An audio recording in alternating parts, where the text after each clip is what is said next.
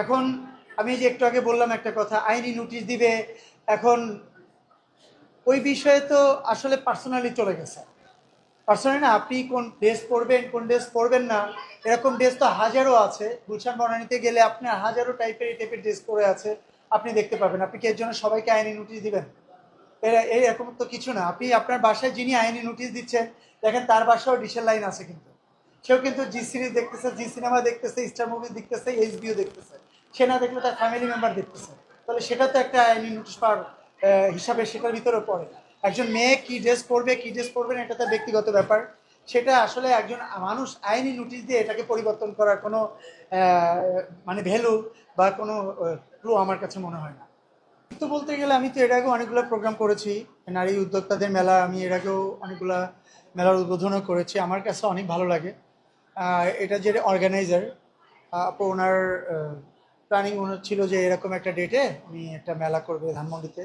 ওরা আমাকে আগে থেকে বলেছিল। আমি বলেছিলাম যে আমি ফ্রি থাকলে অবশ্যই আসবো। পরবর্তী আমার সঙ্গে কন্ট্যাক্ট করার পরে আমি বলেছি যে আমি থাকবো ইনশাল্লাহ। বাট আমি বিষয়টা যেটা আমার কাছে সবসময় ভালো লাগে যে একটা ঘরের মহিলা তারা সব কাজ কর্ম সেরে, তার বাচ্চা, তার ফ্যামিলি, তার হাজব্যান্ড সব কিছু ছেড়ে দিয়ে উদ্যোক্তা হয়, মেলা করে।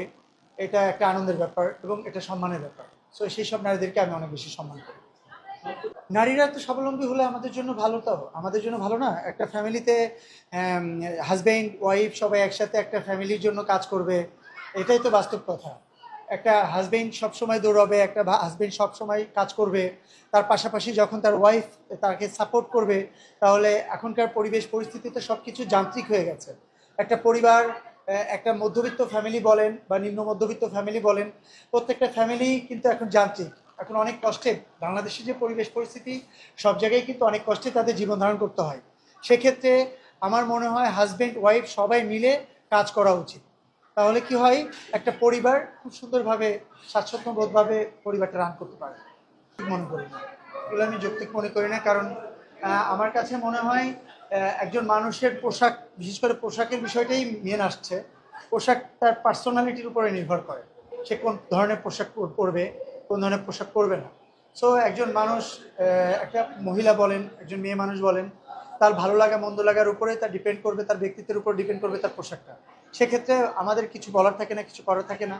আমরা একজন পুরুষ হিসাবে আমি যদি আমার ফ্যামিলিকে কন্ট্রোল করতে পারি, তাহলে আমার মনে হয় প্রতিটা ফ্যামিলিতেই পুরুষ মানুষ আছে, তাদেরও উচিত এই বিষয়টা কন্ট্রোল করার জন্য।